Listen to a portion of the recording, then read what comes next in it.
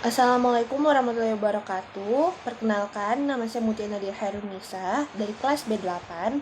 Nah, dalam video kali ini saya akan menjawab pertanyaan terkait materi penafsiran hukum untuk mata kuliah pengantar ilmu hukum yang telah dipaparkan oleh Bapak Dr. Hardianto Janggih, SHMH, sebagai tindak lanjut mahasiswa.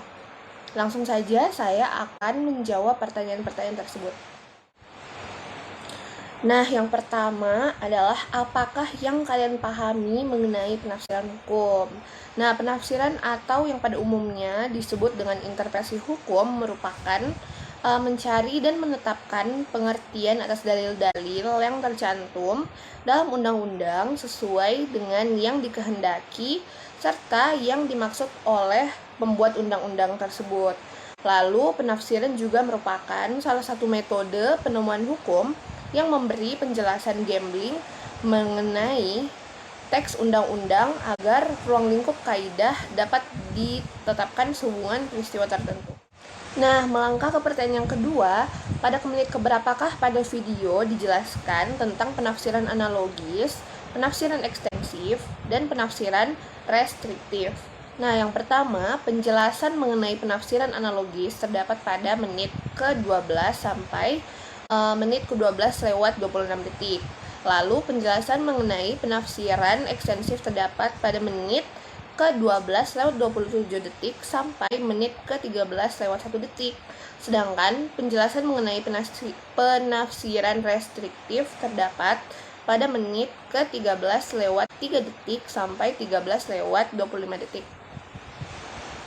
Nah, untuk pertanyaan yang ketiga, bagaimana sifat penafsiran berdasarkan sumber otentik, sumber doktrinair, dan sumber oleh hakim.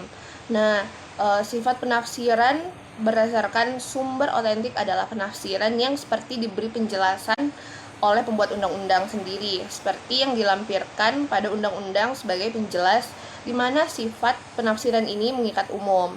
Lalu untuk sumber doktrinair, penafsiran ini didapat dalam buku-buku dan hasil-hasil karya para ahli.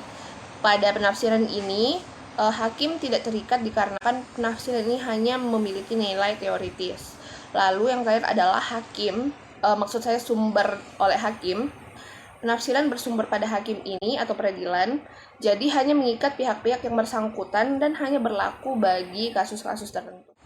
Nah, akhirnya pertanyaan yang keempat, apakah yang dimaksud dengan penafsiran restriktif?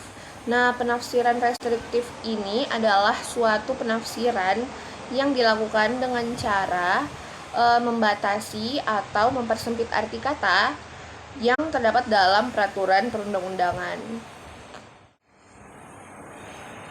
Sekian tindak lanjut materi dari saya. Mohon maaf bila ada kesalahan penuturan kata. Terima kasih dan assalamualaikum warahmatullahi wabarakatuh.